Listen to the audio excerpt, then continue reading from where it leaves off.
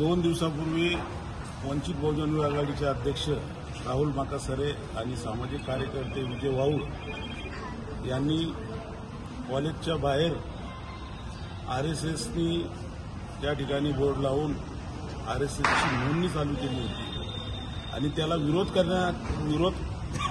करण्याचं काम राहुल माकासरे आणि विजय वाऊळ यांनी केलेलं आहे।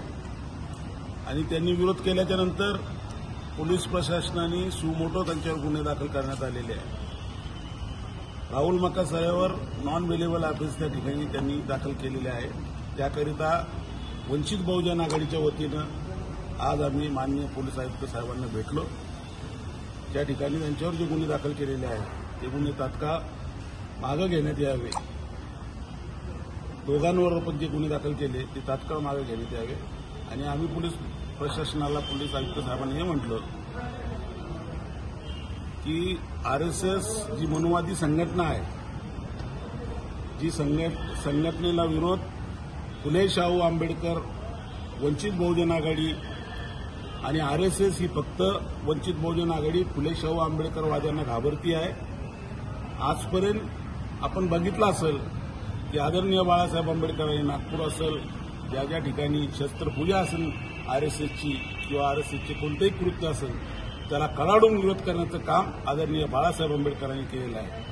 आणि आज या शहरामध्ये शांतता सुव्यवस्था बिघडण्याचं काम आरएसएसने त्या ठिकाणी केलं। परंतु त्या ठिकाणी ज्या लोकांनी त्याला विरोध केला, ज्या कार्यकर्त्यांनी त्याला विरोध केला, त्याच कार्यकर्त्यांवर त्या ठिकाणी गुन्हे दाखल करण्याचं काम या ठिकाणी पोलीस प्रशासनाने केलं आहे।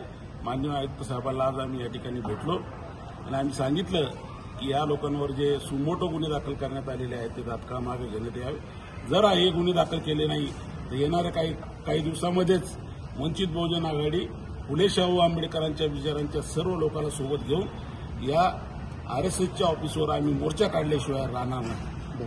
आपल्या पक्षाचे सर्वेसर्वा बाळासाहेबांचा काय आदेश आहे, त्यांनी काय सांगितलं संदर्भात? बाळासाहेब आंबेडकरांनी आता या ठिकाणी ट्विट करून सुद्धा बाळासाहेबांच्या पेजवर ट्विट सुद्धा केले आहे की राहुल संदर्भात जे खोटे गुन्हे दाखल केलेले आहेत ते तात्काळ रद्द करावे आणि जर गुन्हे रद्द केले नाही तर या शहरामध्ये एक मोठा मोर्चा या ठिकाणी आम्ही आयोजित करणार आहोत।